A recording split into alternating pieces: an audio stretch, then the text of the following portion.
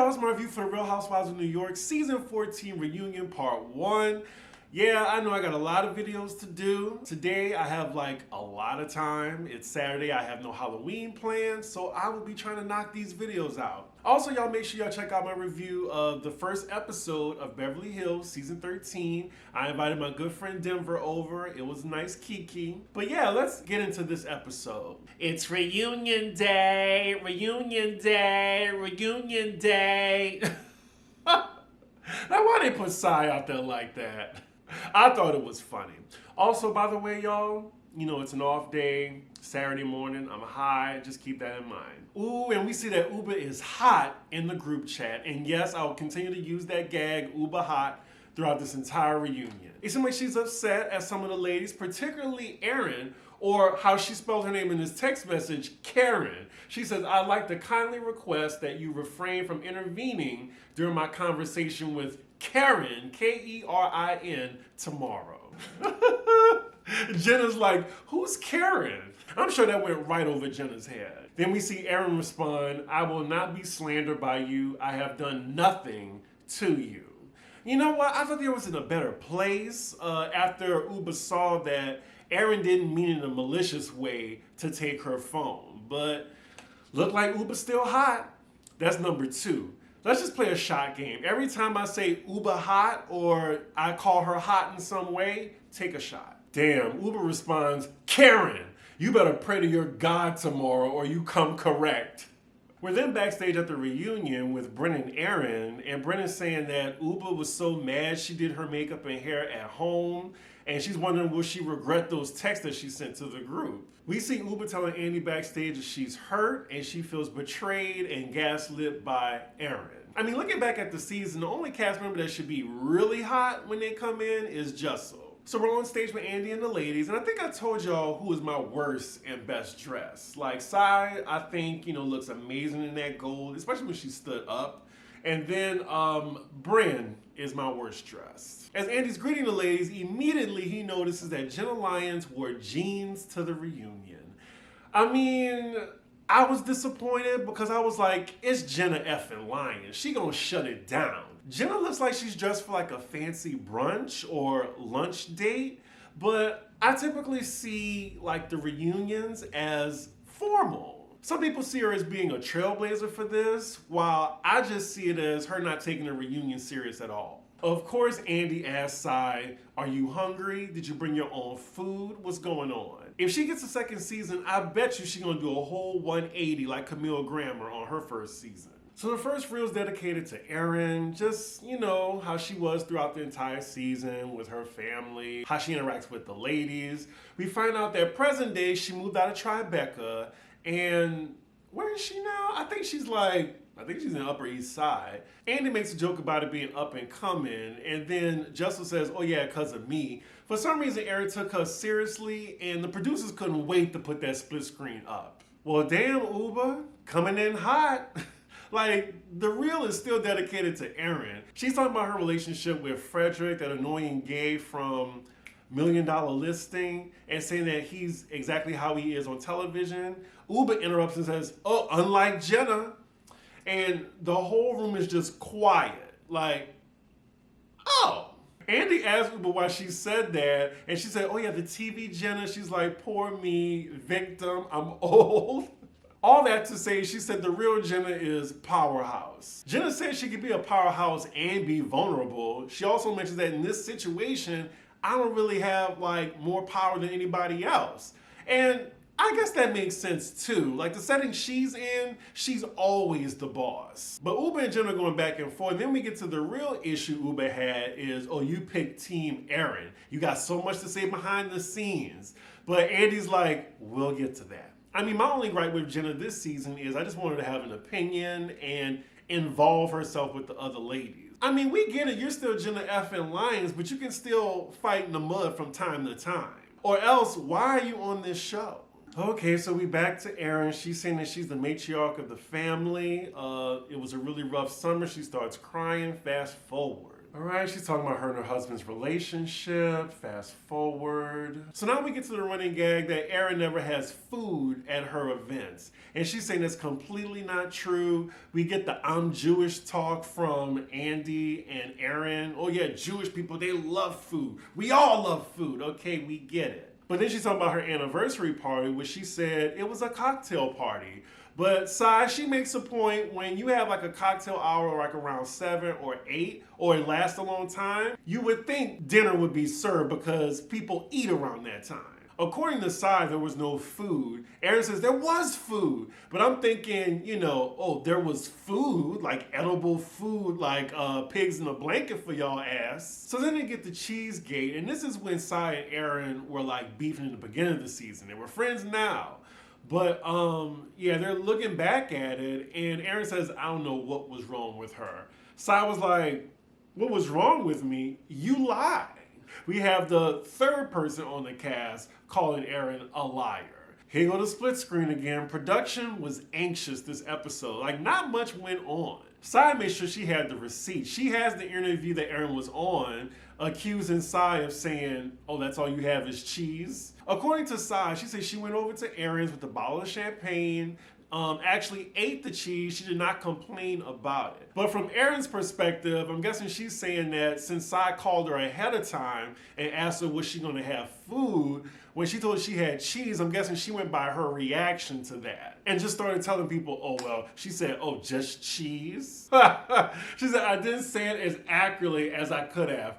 That's a lie. That kind of reminds me of what that Kellyanne Conway woman said, alternative facts. That's what you're doing, Erin. You're saying alternative facts. So as they're talking about the cheese, like Jessel jumps in and says she don't remember anything other than we had a good night. But then Uber interrupts their conversation again to get a jab at Jenna Lyons. What is going on, Uber? She was like, oh, well, I think we should focus on why the three of you didn't want Jenna on the show.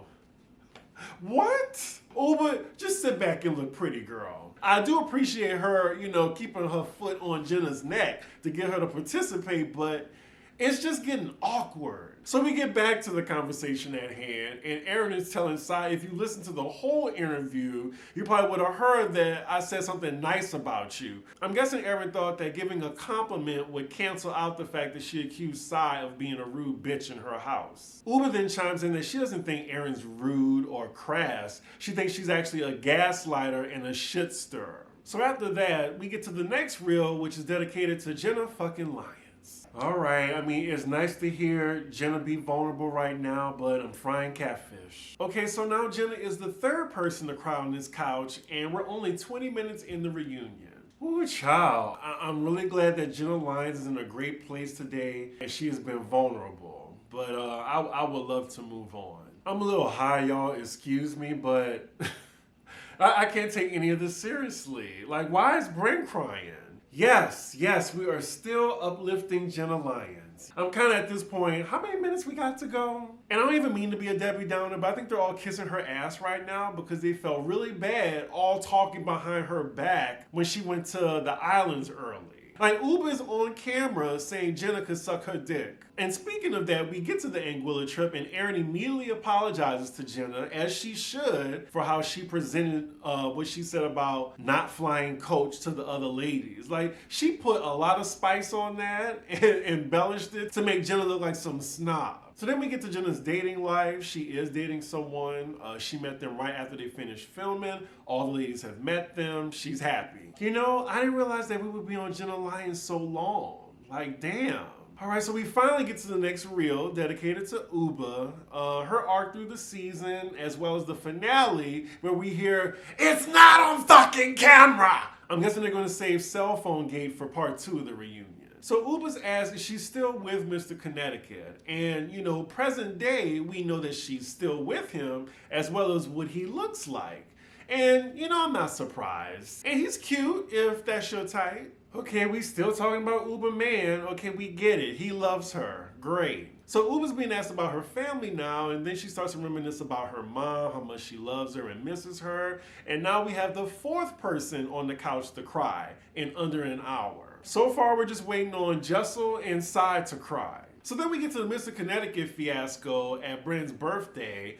And first question for Sai is, why did you get so mad at Bryn when you were the one that told the secret in the first place? So Sai says she was just hurt by Bryn because she thought she could trust her with that secret. And Bryn was like, oh, but you said that secret on camera. And again, Sai's trying to clarify that she wasn't mad at if she said that Uba had a boyfriend. It was the Mr. Connecticut part because it was more specific to the identity of Mr. Connecticut, I guess. Did y'all get that? Like, I'm trying to think, do I need to say that over? Because I'm a little high. I think y'all got what I was saying. Uba's then explaining why she cared so much, and it's because she said she just wanted it to be him and her. I guess before she started parading him around everybody, she wanted to make sure she liked this person. I think what it came off as to the viewers as, you know, it was something scandalous. Like maybe he was already married or maybe it was like this big celebrity. Bryn's now defending herself by saying that if she was told not to say that specific information, she wouldn't have, but it wasn't told to her. Now Sai and Bryn are going back and forth. So then Sai, in the middle of arguing, she does give Bryn a real thought out apology and why she was mad at her. She said, like, I was so angry at myself for breaking Uba's trust that I took it out on her. And she apologized, but then Bryn starts crying. She was like, well, you punished me. You punished me for 6 months.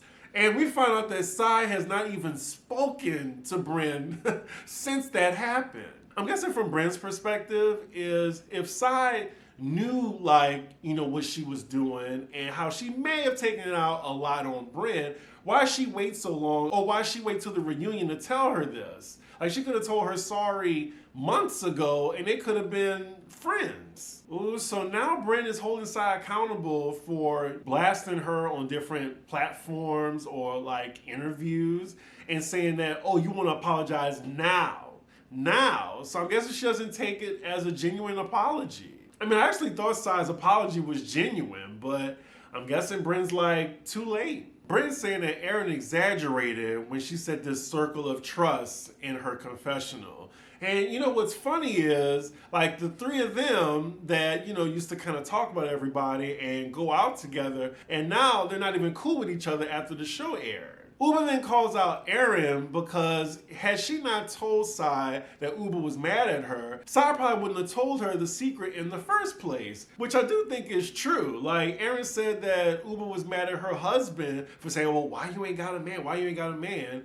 And Sai was saying, well, between me and you, I mean, she got a man right now, so she ain't doing that bad. Erin tries to defend herself. Uba's like, no, you're the seed. Ooh, so now Jessel is activated because, you know, they're talking about the circle of trust. So then Andy brings up, well, what do you think about them all talking about your husband and your marriage? Jessel goes at Erin for implying that her husband was cheating on her. And Erin lying there, she's like, no, I didn't.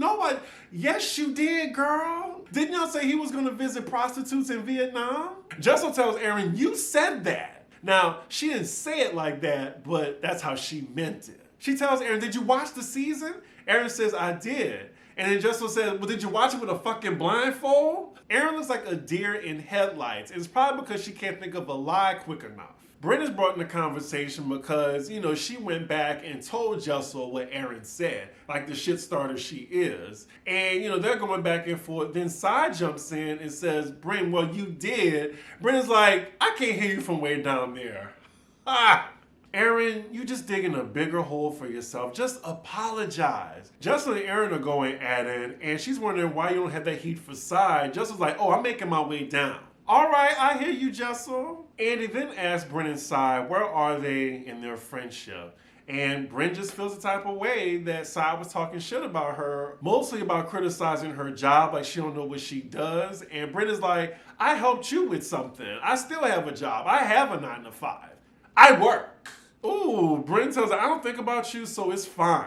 Uba's on the side saying, oh, come on, y'all. Y'all have to fix this. Especially when the reason why they fell out is because of Uba's secret. If Uba's saying, okay, y'all, like, y'all gotta be friends again. So next up is Jessel's reel. And yeah, it's mostly about how she told everybody her business in her marriage, how they all up in their sex life. And she actually tells Andy that she does not regret saying it on camera. Ooh, so then the next question for Jessel is, did you move for the show? And she's breaking it down like, she used to live in New York, but they lived in, I think, Texas for her husband's work. But she moved back to New York, and the timeline, she moved back when they started filming. So, I mean, girl, if you did, you did. It's fine. You're the fan favorite. And why Andy asking her that question? I'm sure he knows the answer to that already. So then Size asks why when Jessel told her that her and her husband had sex, did she not believe her? So then Sai responds, you know what? It was none of my business. From the outside looking in, they look like they don't have a connection. So, and she said it with a smile on her face too. She says this is you guys' relationship and I shouldn't judge that. Jessel then says, bitch, you think me and my husband don't have a connection? Now, that's what she should have said, but she didn't say it like that. Sai knew what she was doing. She had that big ass smile on her face while she said that to her. So Jessel says, no one has the right to criticize my marriage. This was postpartum. Like, she starts getting serious. Now we have the fifth person on the couch to cry. She then accused Sai and Aaron both for implying that her husband's cheating on her because she's not having sex with him. They both deny it, and the credits are rolling, and that is where part 1 ends. I would say it picked up in the last 15 to 10 minutes. Otherwise, it was like a really emotional reunion. 5 people crying. Like, basically the majority of the cast cried on the first part. Crazy. I'm definitely intrigued for next week, but I'm really glad they decided to do 2 parts only. I would love to know what y'all thought about this episode. I have a lot of reviews to do, so with that, make sure you like, comment, and subscribe, and I will see you for the next episode. Bye.